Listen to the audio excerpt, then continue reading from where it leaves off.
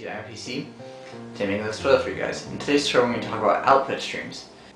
Output streams are similar to input streams in that it's a transfer of data from one spot to another, but in this case it's starting at the program and going usually towards the computer towards being so it can be stored in a file or something like that. Output streams are used in video games a lot when you're trying to save your progress. So when you exit out of the game, they'll often make a file that records where you are in the game so that you can left off where you ended when you start playing again. So like input streams, they need to be handled for exceptions. So today we're going to create a score variable and look at storing the score value into a file. So we'll see you guys in this tutorial. Alright, so let's get started. As always, I have the class and the main method already. We're going to need to import a few things for this. First off, we're going to import scanner again. So import java.util scanner. We'll be using that in a second. And we also need to import file reader. And we also need to import something called print writers. So we're going to be using all of these in our tutorial. What the goal is of this program is that we're going to input what we want to be added to the score, and then we want the score to be saved in a file. And the next time we run the program, input what we want to be added to the score, it'll be added to the score we already have. So we're going to create two variables, int score set equal to 0, and we'll be changing this to what we get from our file later, but for now we'll just make it 0, and we're going to create another one called int score add. This will be adding to the score, and we'll set equal to our argument or our input. So integer dot parseInt arg0. There we go. So now we'll do our input output stuff. So we'll have to go with and try and catch exception, and then we'll print out our error message. And don't forget semicolon. There we go. So now we'll start with our print and our input output stuff. So first we're going to read the file, and then we're going to write our value, or read file, write on file.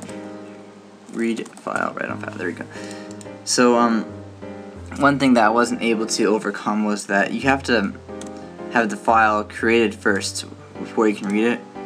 So if you tried to read the file and the file didn't exist, you'd get an error. It'll print out Mayday. What we're going to do is I'm first going to show you how to write it, and then we're going to run the program, and then it'll create the file for us, and then we can continue on, and there should be no errors. But just know that I am taking advantage of a loophole there. So before we write the file, we're going to add the score add to our old score value. So score plus equals score add. There. And now we want to print out our new score.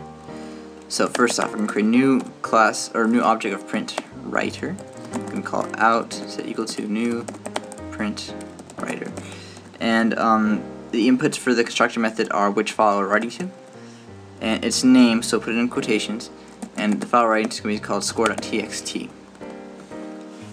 Make sure you put something at the end there. You can also put DAT, I think, but we're going to use TXT for this tutorial, which is a standard text document you'll use in Notepad or this program. So, and then we're going to write our score to this new score.txt file. So we're going to say out.println our score. You should recognize this out.println from this down here. It's the same concept. In this part we're grabbing out, which is our print writer class we just made, and in this case we're grabbing the out from which is our standard system output. It's the same concept. Okay, then once you've printed that on the document, we have to close the output stream. And this is very important. When I was designing this tutorial, I actually got stuck here, so you can put down out.close. So very important. If you don't do that, it won't work. I got stuck and I had to look on a forum to figure out what I was doing wrong.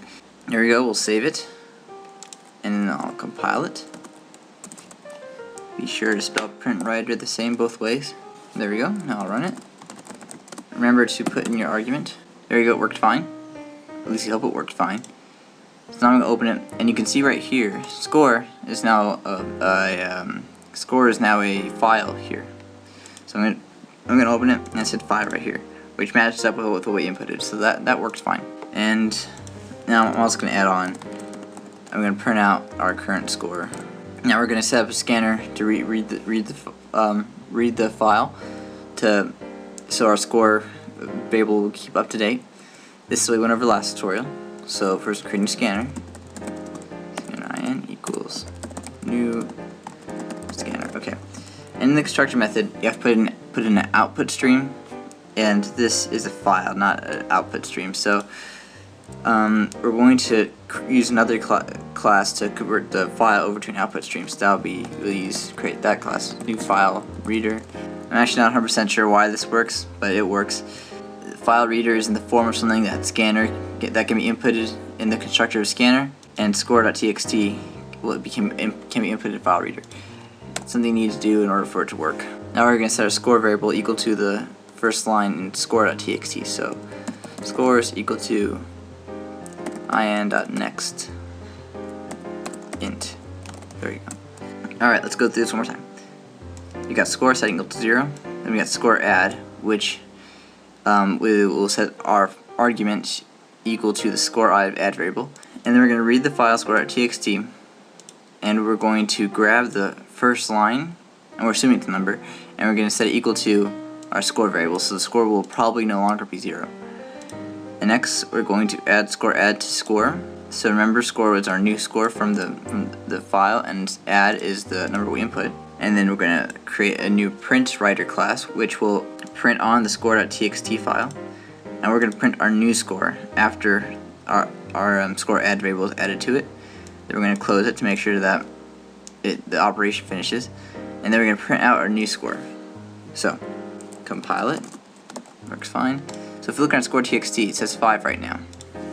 So if we run it and put 3, see, it says 8 because it adds 3 to our old one, 5, and it becomes 8. And if we try to open this, I get a message saying it's been modified, so I say I reload it, and it should say 8 right here. And yes, it does. So we can continue on, and the same process will hold true every time. And this way we're able to save our progress, and I'm sure you can see how this will be useful in games. So that's all for this tutorial. Stick around for the challenge to see if you understand it. Today's challenge, what we're going to do is we're going to create a program where you can input either A or B. If you put down A, it'll say you input A 1 time, and you say B 0 times. It'll say what % of the time you inputted that particular thing. So if I put down B now, it should say 50-50, and then it'll keep recording your scores and doing the math each time. So that's today's challenge. Hope you learned something. Here's the outro. You've just watched a SynForge tutorial.